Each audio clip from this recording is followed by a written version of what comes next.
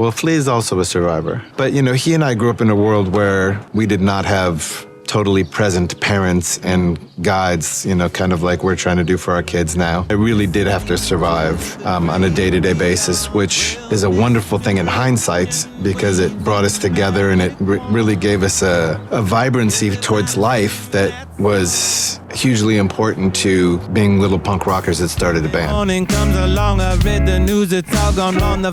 Anthony Kiedis, Michael Balzary, Chad Smith, and John Frusciante, 4 musicians that collectively have been the longest-standing members of a funk rock band from Los Angeles, California. It's fair to say the group have experienced their fair share of trauma, drama, and sadly death. The original lineup that formed in 1982 would be plagued with an addiction that would end in a fatal tragedy for one of their early members. To date, they have released 13 studio albums that feature a range of genres influenced by funk, reggae, pop, punk, disco, and rock. Spanning a 40-plus year career, they've become one of the biggest selling artists in recent times, seeing huge commercial success with songs such as Californication, Can't Stop, By the Way, and Give It Away. Not only have they dipped their fingers into a global cultural pie throughout the years, they also became the center of attention in 2012 after being targeted by anti-Israeli campaigners who tried to force the band to cancel a planned show in Tel Aviv due to political tensions between the East and the West. They infuse art with real life, passion, love, and pain. And each new evolution of their creative process has piqued the interest of some very notable figures within the world of music. In 1989, the group would record their 4th studio album, Mother's Milk, with producer Michael Beinhorn, who went on to work with Soundgarden, Marilyn Manson, and Ozzy Osbourne. Shortly after this, they would find themselves in the hands of Rick Rubin, a prolific record producer who has worked with almost every artist you can think of, from Slayer to Slipknot, Johnny Cash to Joan Jett, and Kanye West to Run DMC. The prestigious Rolling Stone magazine included Blood, Sugar, Sex, Magic in their 500 greatest albums of all time list released in 2003. They received a star on the Hollywood Walk of Fame in 2022 and were also honored with MTV's Global Icon Award in the very same year. However, this monumental success, adoration, fame, and musical innovation came at a high price for some of them, and not all of them made it out alive. This is Under the Bridge, the story of funk rock kings, Red Hot Chili Peppers.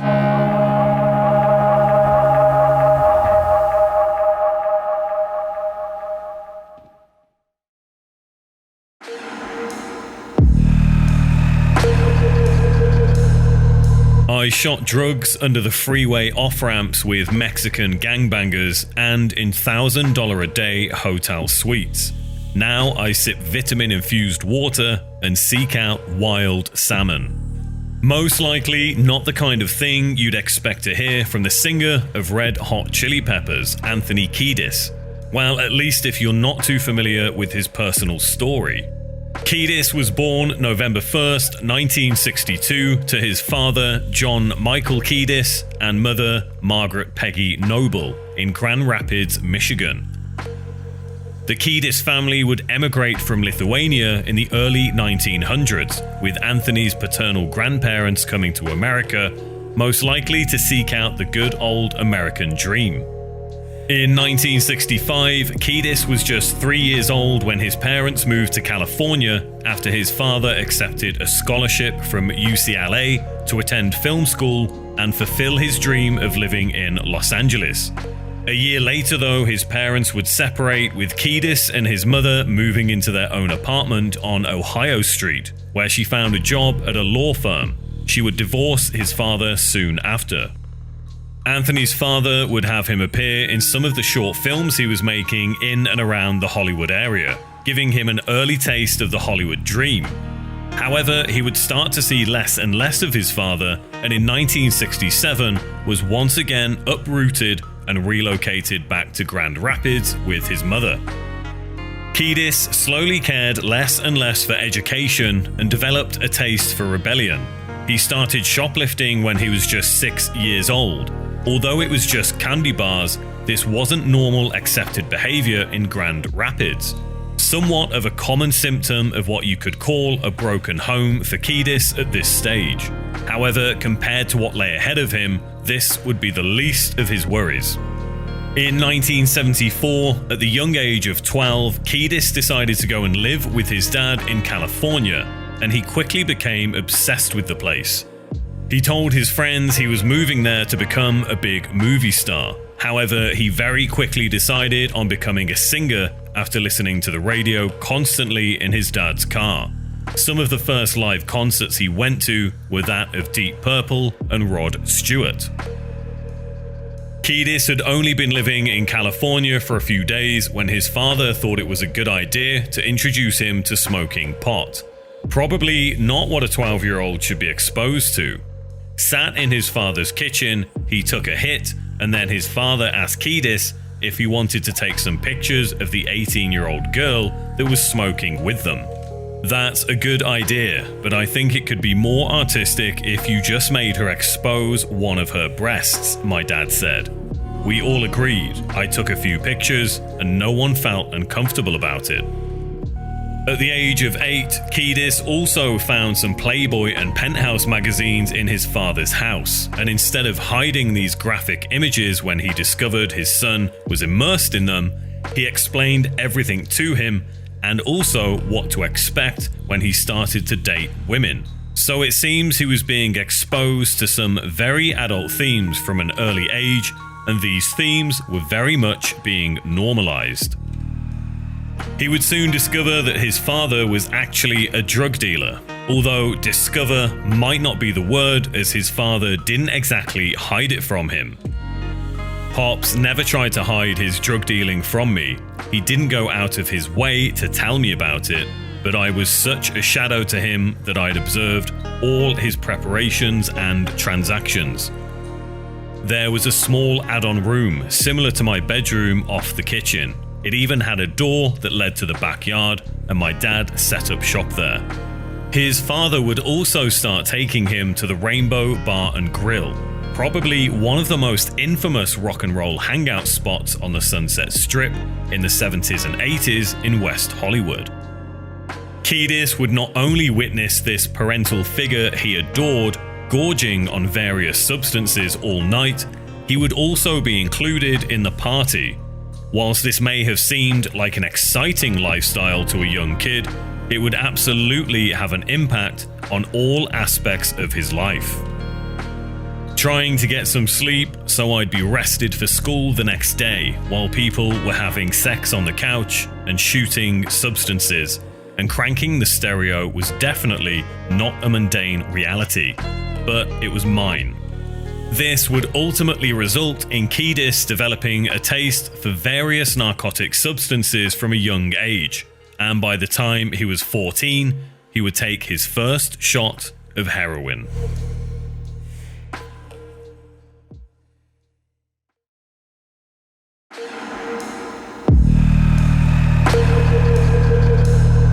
Fairfax High School, Los Angeles, California, is where the first incarnation of the Red Hot Chili Peppers would come to fruition.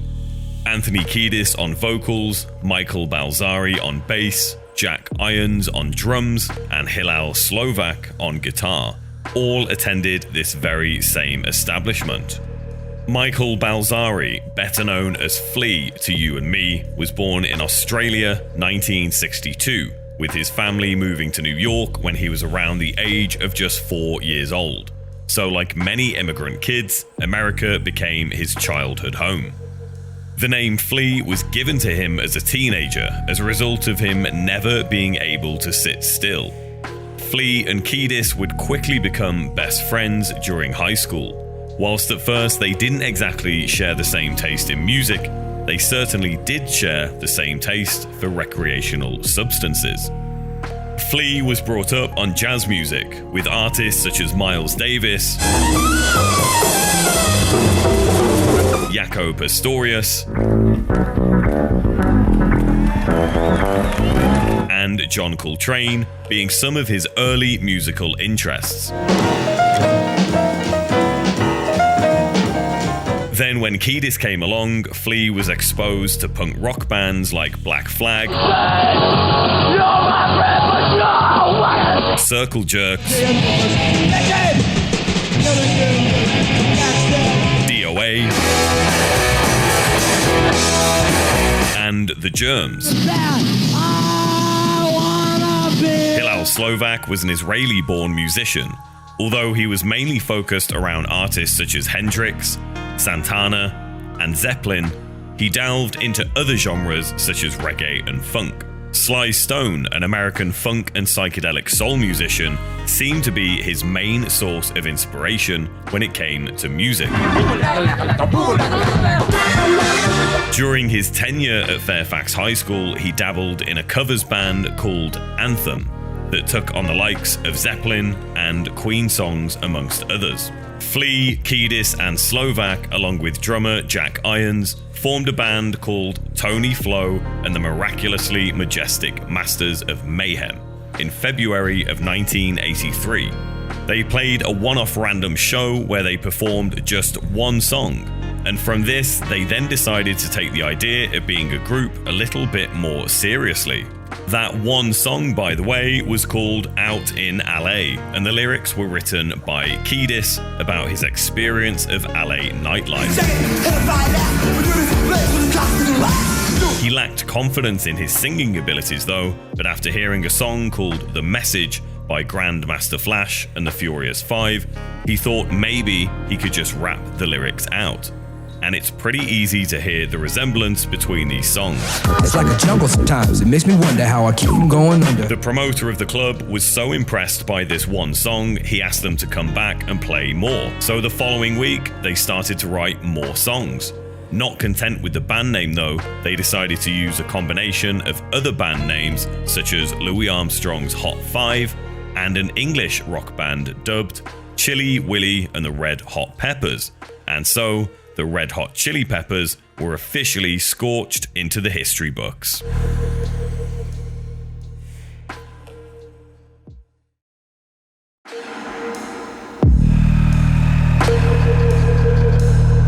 By 1987, Red Hot Chili Peppers had released 3 studio albums. Their debut self-titled record in 1984, Freaky Styley in 1985, and the Uplift Mofo Party Plan on September the 29th, 1987. The latter album, though, seemed to come at a time when Kiedis and Slovak were more focused on narcotics rather than music. Their addictions were now out of control, and it would cost one of them their life. EMI had fronted $5,000 in order for the band to record a demo tape before heading into the studio to start work on the Uplift album. When Kiedis questioned why they'd been given so much money, Slovak informed him that it wasn't all for recording music. EMI had given us a budget of $5,000 for the demo, and that seemed pretty high to me. There was no way a demo should cost that much. When I brought it up with Hillel, he told me that $2,000 had been earmarked for drugs. Whilst this may seem like a wild fairy tale, this was commonplace for many bands in the 80s, namely Motley Crue, who used to use their label to obtain huge quantities of narcotics on a regular basis. The record labels naturally obliged, as this was simply a normal relationship between artist and label, or at least for big selling artists at the time anyway. Sadly for Hillel Slovak, his time on Earth was about to come to an abrupt end. Despite an attempt by Slovak and Kiedis to stay clean during their European tour in support of the Uplift record, Slovak would soon find himself struggling to keep his sobriety in check. Slovak died in his Hollywood apartment on June 25th, 1988. He had taken an accidental overdose. This would almost break the band and bring the story of the Red Hot Chili Peppers to a devastating end long before their time. Kiedis, unable to comprehend what had happened, decided to leave town and didn't even attend Slovak's funeral. Drummer Jack Irons would quit, and Flea was absolutely crushed. He treated Hillel like a brother, as did Kiedis. Did he feel death coming when he shot that last dose of smack? An enveloping darkness? Did he drift away painlessly into a pleasant ether? Did he panic as life drained away? Or was it just a numb secession of the conscious mortal world? Although this was a heartbreaking loss for not only Kiedis and Flea, the now only remaining members of the band, but also for the world of music. However, this wasn't the end, as we all know. A new incarnation of the funk quartet was just around the corner, and it would mark an iconic turning point in history for the Red Hot Chili Peppers.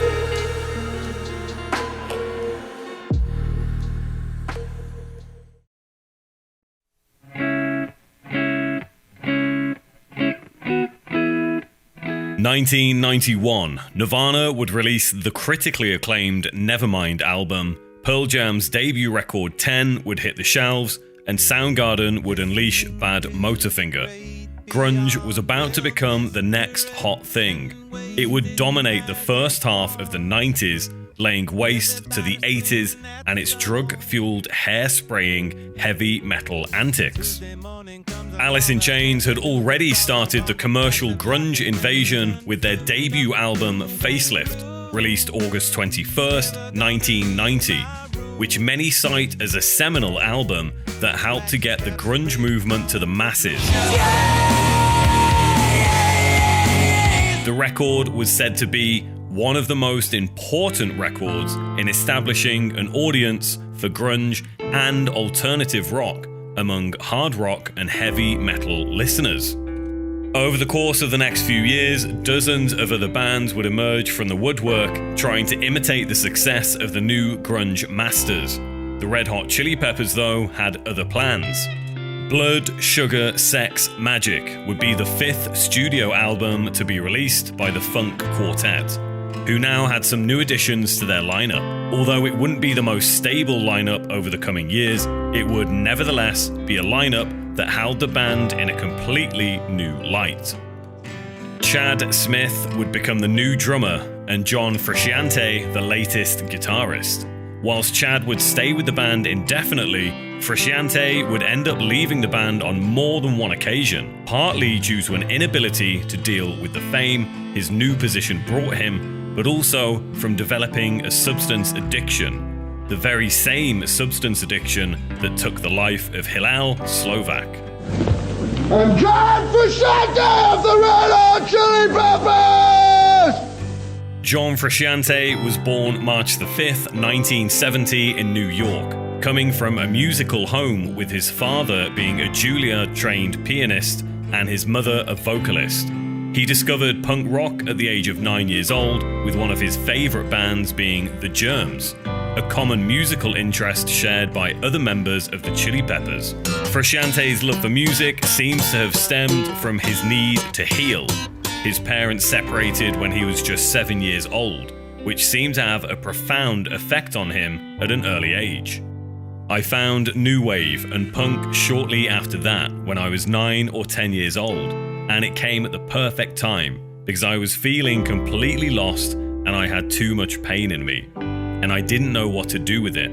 I knew I didn't want to do anything bad to other people with it, but it was that intense where if I hadn't had music to put it into, if I hadn't had that soothing feeling of knowing that Darby Crash, the singer of The Germs, was feeling a certain pain that was so much like my own, that I had a friend. Frusciante's style of playing would help to reshape the Chili Peppers' sound, and his musical inspiration came from a healthy variety of other guitar players and artists.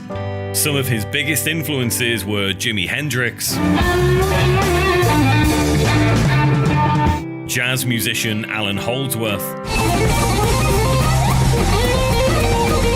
Iggy Pop, and the 70s blues avant-garde multi-instrumentalist Captain Beefheart. Frusciante would be just 18 years of age upon joining the Red Hot Chili Peppers, and he would soon be thrown into the proverbial spotlight along with new drummer Chad Smith.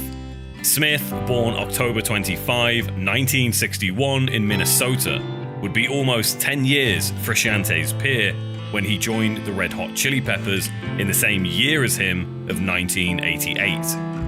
Naturally, being a drummer, his influences differed greatly from the rest of his new musical colleagues, citing icons such as Buddy Rich, an American jazz drummer, songwriter, and conductor, John Bonham of Led Zeppelin, Bill Ward of Black Sabbath, and Neil Peart of Canadian prog rock legends Rush. With this new powerhouse lineup, a fresh perspective on life, and an iconic producer in the pipeline to work on their next record, Red Hot Chili Peppers were about to go on the roller coaster ride of a lifetime.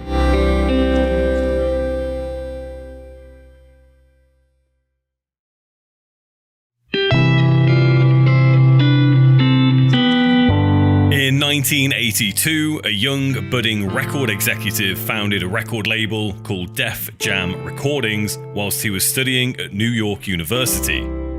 Def Jam, in the coming years, would become one of the foremost record labels within the genre of hip-hop, helping to launch the careers of some of the biggest hip-hop names of the 80s and 90s. Frederick J. Rubin, better known as Rick Rubin throughout the music industry, started his career working with the likes of the Beastie Boys, LL Cool J, and Run DMC. And during the mid to late 80s, he showed up on the Red Hot Chili Peppers' radar. They even asked him to produce their 1987 album, The Uplift Mofo Party Plan. However, he refused at the time due to the fact the band were heavily involved with narcotics.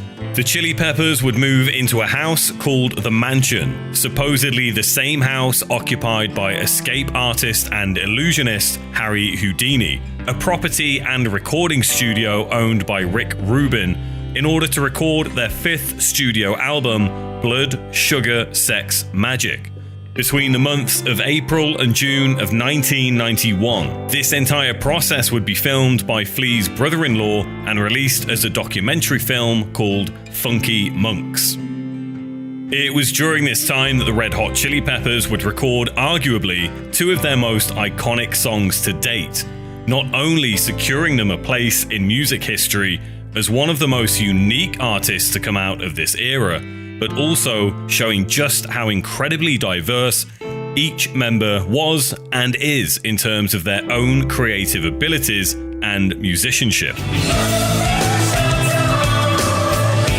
Blood, Sugar, Sex, Magic would be released on the very same day as Nirvana's Nevermind, the date September the 24th, 1991. And that is where the similarities between these two records end, abruptly. Whilst teens were headbanging to Nirvana's Smells Like Teen Spirit, an entirely different audience were discovering Give It Away by Red Hot Chili Peppers. A song that was accompanied by an artistic, avant-garde style monochrome music video, which quite frankly was unlike anything anyone had really seen before at that time. Many radio stations, however, refused to play the song, saying it had no melody. Yet it became the band's first ever #1 single on the US Billboard Alternative Play Chart. It would be a poem written by Kiedis, though, that would launch the band headfirst into the mainstream. Kiedis was struggling with a heavy period of depression and often wrote down his feelings in the form of poems. He had no intention of using these words to form any type of material or song for the Blood Sugar record, but Rick Rubin convinced Kiedis to show the rest of his band. The poem detailing Kiedis' mental health struggles and battles with addiction would come to be known in song form as Under the Bridge. I felt I had thrown away so much in my life, but I also felt an unspoken bond between me and my city. I'd spent so much time wandering the streets of LA and hiking through the Hollywood Hills that I sensed there was a non-human entity, maybe the spirit of the hills and the city, who had me in her sights and was looking after me. Even if I was a loner in my own band, at least I still felt the presence of the city I lived in. The irony here is that, unbeknown to Kiedis and his bandmates, who seemingly were growing further apart at this point, Under the Bridge quickly became a song that gave their fans great comfort amongst each other. Before the single was even released, Red Hot Chili Peppers were playing a show, and when it came to play Under the Bridge, Kiedis missed his cue to start singing. However, by the time he realized, the crowd were already singing the lyrics back to the band in unison. So it seemed as if Kiedis wasn't alone in his isolation. This event is also the reason Under the Bridge became the second single taken from the Blood Sugar Sex Magic album, and would be one of the most successful to be released throughout the band's career. Unfortunately for John Frusciante, who was a key influence in the crafting of Under the Bridge, his time with the Red Hot Chili Peppers would be plagued with depression and addiction, causing him to leave the band on 2 separate occasions, being replaced by Dave Navarro of Jane's Addiction for several years during the 90s, and Josh Klinghoffer between 2009 to 2019, before returning once again to join his funk rock brothers in arms. Their story is one of tragedy, loss, depression, and addiction. Yet they have still somehow managed to create some of the most beautiful art we could have ever hoped to hear. And we will probably never know the depths they've had to sink to in order to survive, but one thing is clear: there will never be another band quite like Red Hot Chili Peppers.